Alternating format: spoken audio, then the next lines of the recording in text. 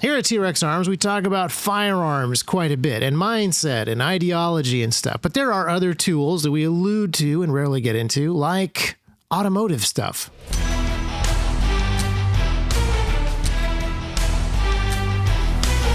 Welcome back to another T-Rex Talk. I have here with me a guest, Christian. You're my closest neighbor, actually. That's very true. As well, both in our neighborhood, but also you're very close to my actual desk, your actual desk. So we see each other a lot. You've been at T-Rex a lot, but we're going to talk about something that we not related to our normal work here. It's very true. Yeah. Do you want to introduce yourself first, though? Like, you have been at T-Rex for a good long time now, and primarily running video production, media, marketing stuff. What did you do before that? It's been so long ago, I can't even remember all the hats you've worn. Yeah, it's been a long time. It's been a crazy road, and it flies by. Yeah. I started at T-Rex, I want to say 4 or 5 years ago. I don't actually remember how long it's been. I don't actually remember what year this is. Yeah, like I don't remember either. I started off in customer service. Moved out here from South Carolina, did that for a while. And then I had a strong interest in media and media production, and I eventually ended up in a media department. And now I currently run the media department, which is a lot of fun. We're a media company, so it's very cool. Yeah.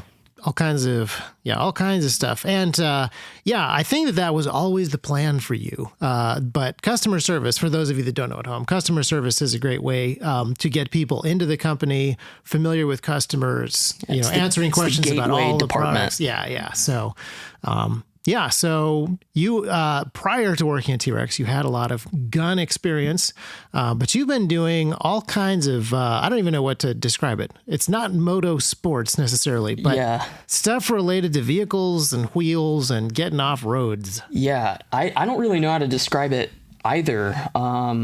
This is why you're a great person for this conversation. If we brought on like an expert motocross guy or somebody that only did one very narrow thing, a specialist, I would not know how to talk to that person. And I definitely want to preface by saying, like, I'm definitely not an expert in anything moto, in automotive, anything. I have very limited experience in automotive stuff. A lot of people grow up doing automotive things, like helping their family with mechanical stuff and learning things from their fathers or whatever. Working at Uncle Vinny's shop since you were 4 years old. Right. Like, a lot of people kind of get there through that. I actually got there through the firearms industry, which is strange. The firearms industry started evolving probably in 2020 when COVID was becoming a thing and riots were becoming more of a thing. Yeah. And people were starting to focus more on general preparedness and less so on, like, oh, I really want to kit out my rifle and like do competitions and all kinds of stuff.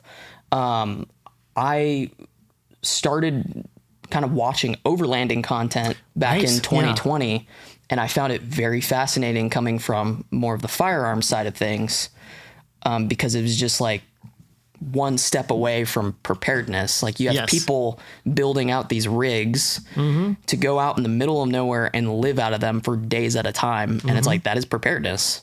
Yeah. Whether we admit it or not, that is a type of preparedness. Whether it's useful for everything, that's the question. But it depends on what you mean by everything. But it's useful for a swath of situations, plenty of things. So I kind of started going down that road in 2020, and I also got a job here. Was still doing the firearm stuff, still kind of taking that on as a hobby and as a thing that I really enjoyed. Obviously, working in a firearm space, like, there's a bit of it that happens here. We're surrounded by it. And so I kind of kept going down that road, and eventually found myself building out a Tacoma. As one does. Yep, as one does. Most firearms people, right? Built out a Toyota Tacoma, did some things to it to allow me to camp out of it for multiple days at a time if I wanted to. And then I started getting more into kind of the moto side of things, and moto being like two wheels. Dirt biking is something I've always like found very fascinating, very cool. Like, I grew up around dirt bikes, and like I watched other people riding dirt bikes, and I was like, man, I really want to ride dirt bikes. And again, coming from that firearm side of things, I was like, man, like the more I'm getting into this, the more I'm realizing this is very similar to like a pack animal. Right. There's a direct line that goes from a lot of light infantry, scout type stuff, and like ranging companies in the past. And, Yeah. So kind of got into that. And it's been fun. It's a fun hobby, but it's also like one of those things that I'm seeing more and more not really firsthand, but like with natural disasters, like in North Carolina, what we saw with the flooding. Yep. People rely on transportation, and I actually found that people tend to take it for granted into like that you can just get places. Yeah. Right. No, it's fascinating. I literally just 4 or 5 days ago drove back from North Carolina on Highway 40, the part of Highway 40 that completely washed out.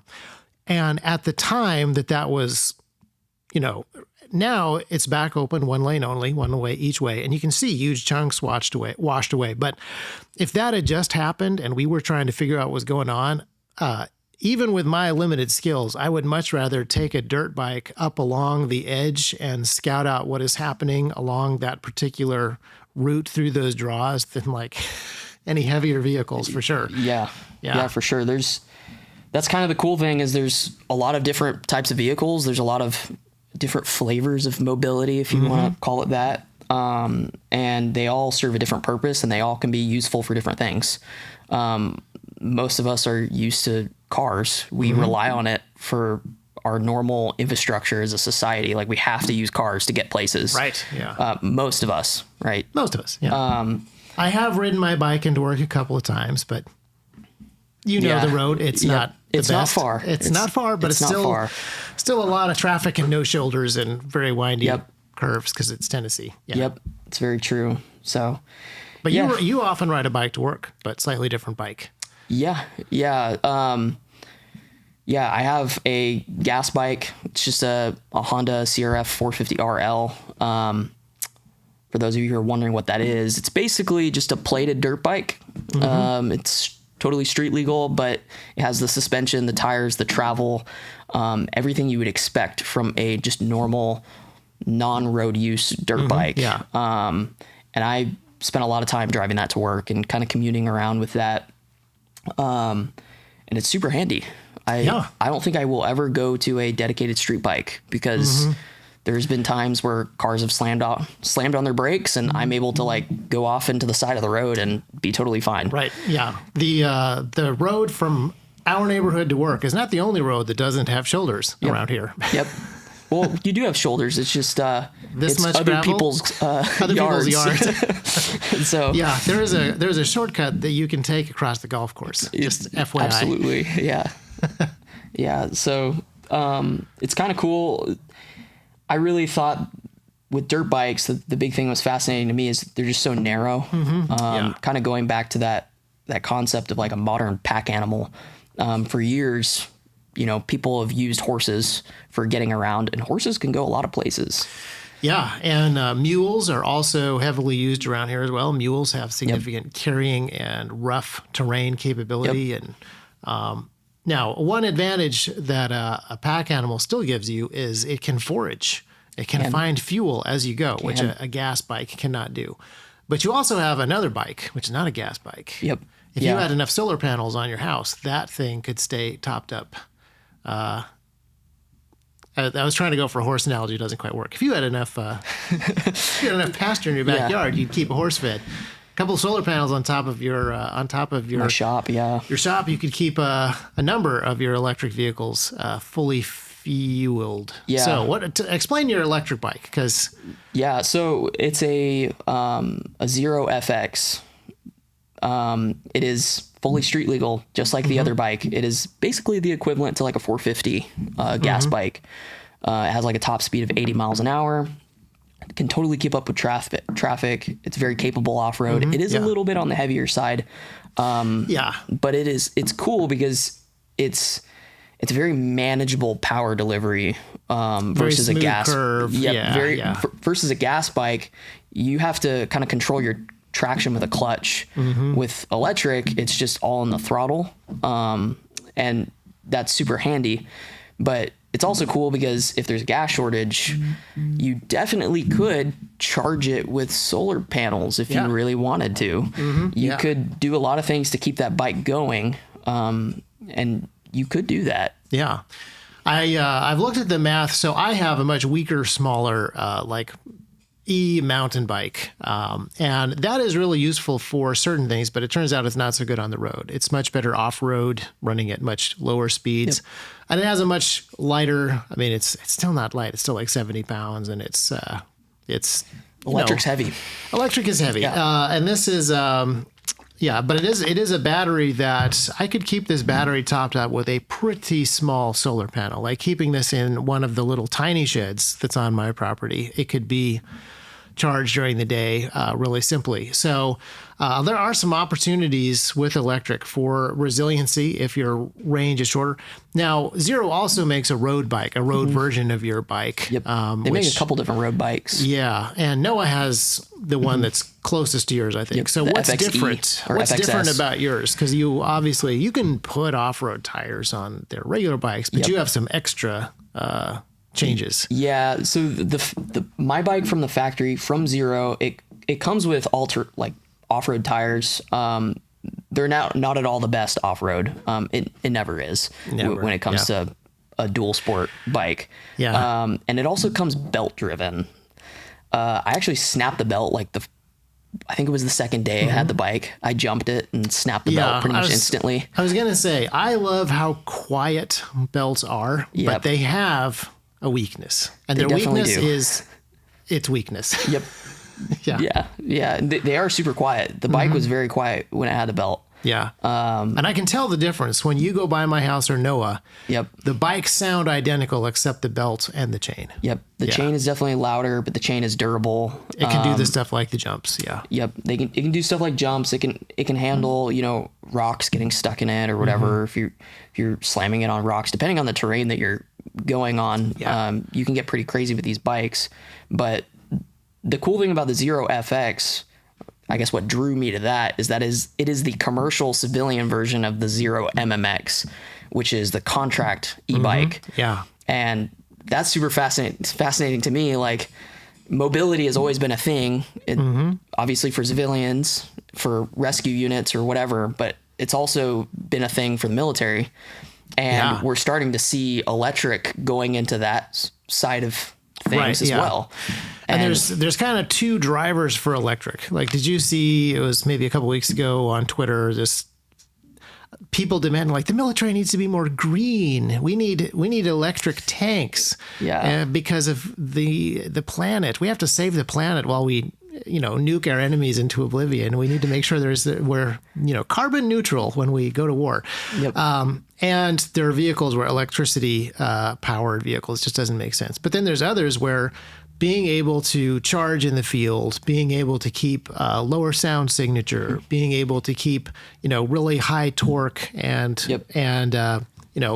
less thermal signature, less sound signature, and do stuff like, when you get down into that power to weight ratio vehicles, electric starts to make a huge amount of sense for certain applications. Yeah, especially sound. I think that's, obviously I can't say for a fact, but I think that's largely why, certain specialized units are using electric, because sound and thermal signature and all those things. The problem though is charging. Yes. Obviously charging is significantly harder to do, because it's not just like a gas tank. Like if I run out of a charge, we're looking at an hour to 2 hours at minimum with fast chargers, with level 2 chargers. Yeah. With gas, 30 seconds. Yeah. And you can keep the gas the same. You can use diesel.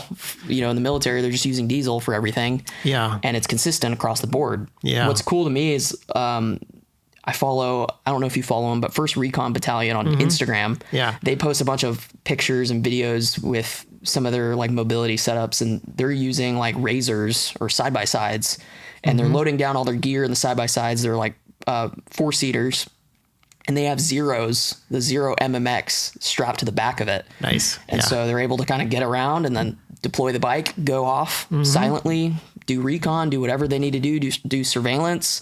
They can come back, they can keep going. It's very neat. Yeah. Yeah. All kinds of possibilities open up. Now, a lot of times those military units, they're operating in places where they have logistics for diesel, and they're out kind of far away from certain places. I plan on ideally not doing a whole lot of super long range operations. I plan on kind of being able to take care of people in a much smaller area. Basically, the radius that is from my house to the shop, maybe a little further, but that's pretty short. So that is the place where I'm not running into the weaknesses of electric vehicles as much. And if I stick in an area where I can do a little bit of forward planning, I can do stuff like, I know where we have battery backups here at the shop. I know where we have generators. I can put solar panels on some of my outbuildings at my house. Like, I can kind of prepare for this and then operate within this sort of limited sphere. So in disaster scenarios where I might want to get to a place along the gas pipeline, a sort of a secret back roads way there, like that's a way that it can work. So that's I think an area where the military, for all of its strengths and opportunities of deploying this stuff and testing it in other places and other types of operations, if you're really focused on your area of operations being where you are at, it's a little bit more controllable what your ranges are, knowing what you have a little bit, you don't have to plan for every single possibility. The same way certain military units might. They have no idea if they're going to be in the Middle East next week. They have no idea if they're going to be in Eastern Europe next week. They have to be ready for all those scenarios. Yeah, it's a much narrower scope as far as what we can prepare for. What's your run area that you're kind of thinking of in your mind? Just give me like a...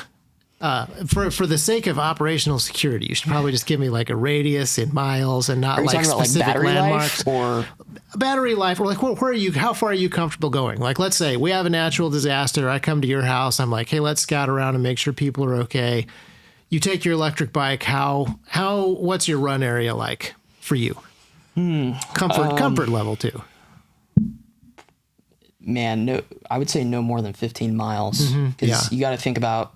Wherever you go, you got to get back. And that's a problem with electric. Like I might be able to get somewhere. Yeah. Am I going to be able to make it back on a charge? Yeah. And usually the answer is no. And a lot of electric vehicles kind of overstate their battery. Yes. They give you the optimal possibility. Yeah. Like that's the right load, perfectly the right flat. weight, perfectly flat, the right speed, which is like 15 miles an hour or something. Yeah. I want to say Zero gives their customers a 90-mile range. That is not at all the case. I not if you live in Tennessee where there's hills. Yeah, it's probably 40 miles if you're riding the bike like a normal person. Yeah. So yeah. Well, so I have thought about this a little bit, and the beauty of the different. The beauty of electric is all the things we mentioned, and then the beauty of a gas bike or a diesel-powered vehicle is going to be that we could. It's far easier to stash some of this stuff in other places. Like we should have diesel storage out at the range, for example, be able to refuel out there. We should be able to do some of this other stuff, and we can kind of sort of do that with electric. Like we can put some solar panels out there so that your bike charges while you're shooting video. Yeah. But in an emergency scenario, it's not going to be as useful as being able to grab diesel out of a tank. Yep, it's very true. And a lot of our vehicles aren't run on diesel. It's true. There's advantages to gasoline because it's prevalent, but it just doesn't last very long in cans, even with stabilizer. Yeah, you can stretch gas pretty far with storage, but most of the time you're not. Yeah. Which is fine if you have a plan to manage your stock and rotate through it. But if you do have caches spread literally across the county, then it's much harder to manage the rotation. Yep. We really need a logistics guy to manage some of these things for us. Yeah. It's almost like, I tell people this all the time, but we have a infrastructure that we are so used to and we are so comfortable with. Yeah. And I encourage people to just think about it. What does it look like if you don't have that? Mm-hmm. Yeah. And that's what's your plan B? Right. That's why I think mobility is so fascinating and so important.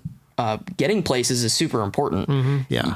You don't realize how important it is until you're stuck on the side of the road with a flat tire. Yeah. And you have someone who needs to go to the hospital or something. we rely on a infrastructure. Yes. And so how do we step outside of that infrastructure, where if that infrastructure were to go down, if gas were to be gone, if roads were to be just torn to pieces and there's stuff in the road, how are we getting around? How are we going places? Yeah. Because life still goes on. You still need food. You still need water. You still need, a lot of times you still need to go to work.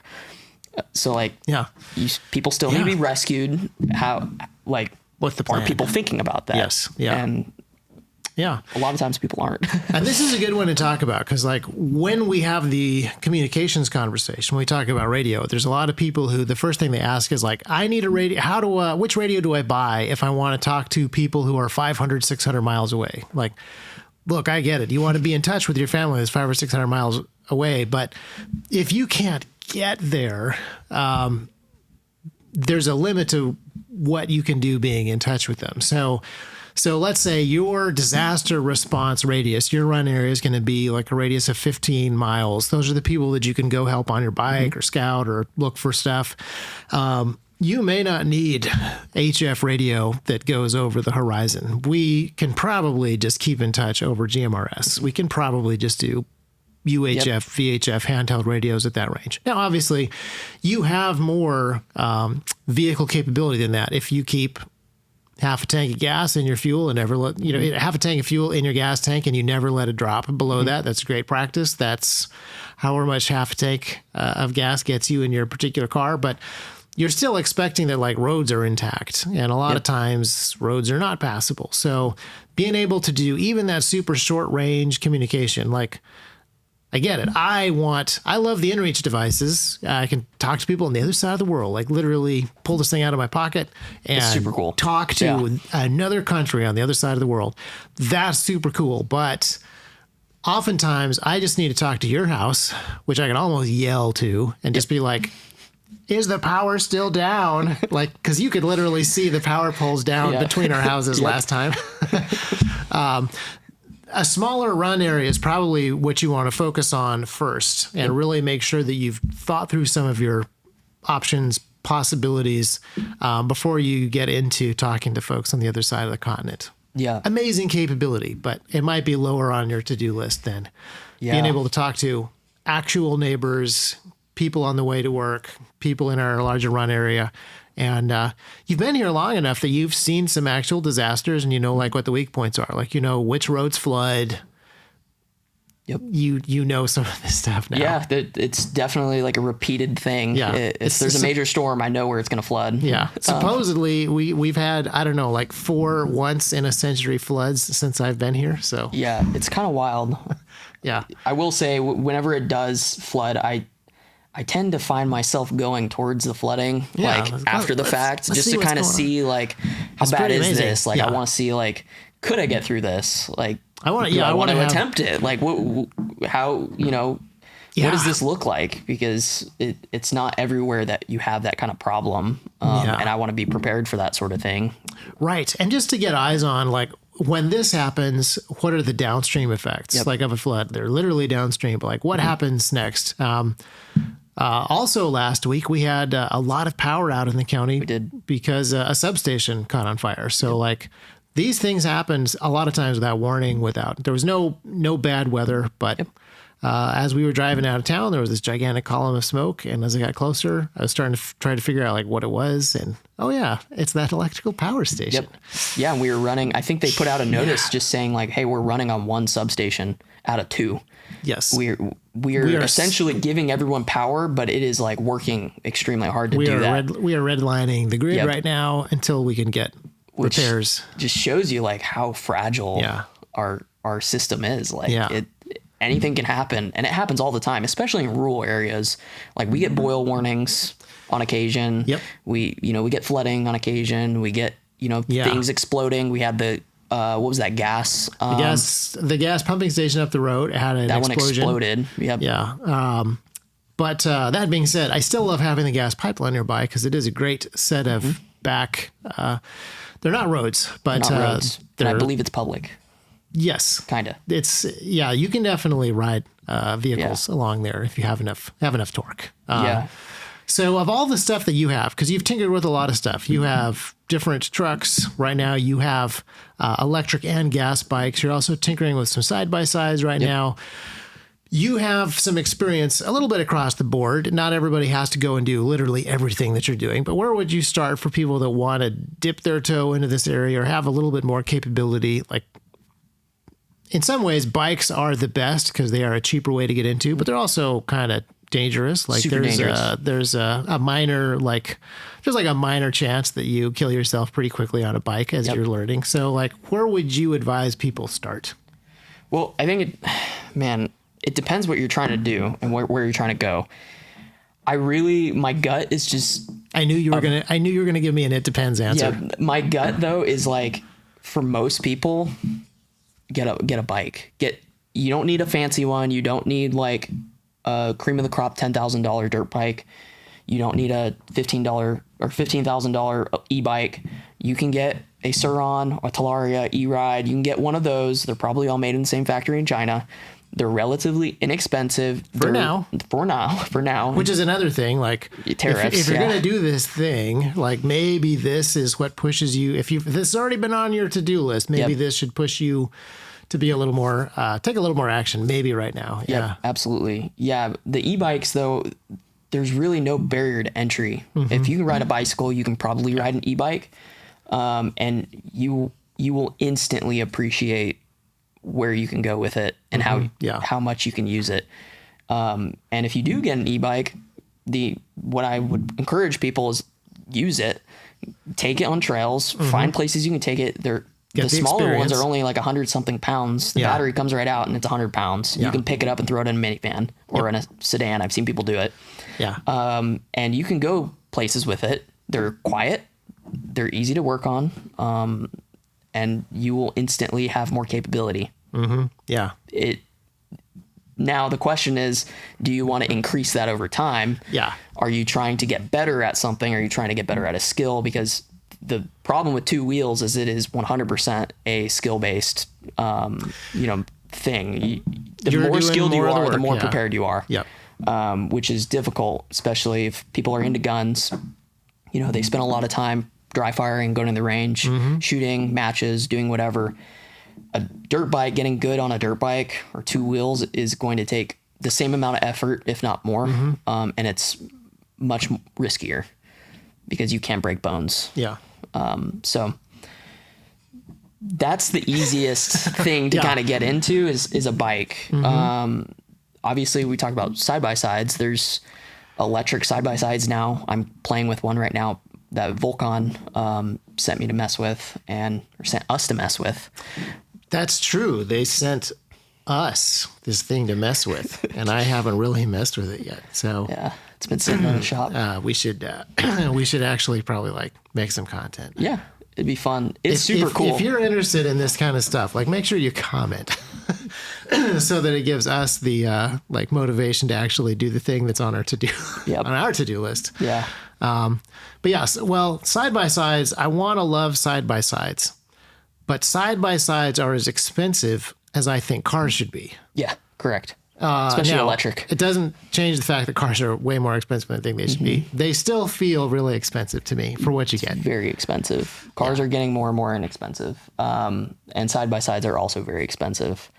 It's crazy. I've seen people driving $40,000 side-by-sides, especially in rural areas like where we live. People substitute side-by-sides or substitute their cars for a side-by-side. Which is actually a very cool point. This is not going to be the case everywhere, but it's possible that this should be the case everywhere. So you've probably seen the debate online where people are like, why can't I just get the $10,000 Toyota Hilux that they make for third world countries? Because that is literally like almost my dream budget vehicle.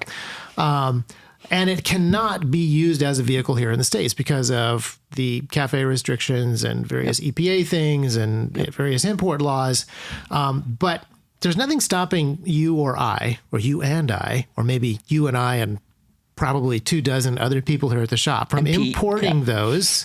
And we would have to, they wouldn't be road legal or they wouldn't be registerable the way that a vehicle is supposed to be through the Department of Transportation in America. But the county of that we live in, Hickman County, has done a thing where it is legal to drive a side-by-side on the county roads. Obviously, the state troopers have jurisdiction over the state highways and so forth and so on, but the county roads are fair game for side-by-sides, which means they would totally be usable for us if we imported these little super cheap Filipino, I think that's where they make them in the Philippines. These little Hiluxes, the $10,000 Hilux thing. It's possible. I think that's the factory they come out of.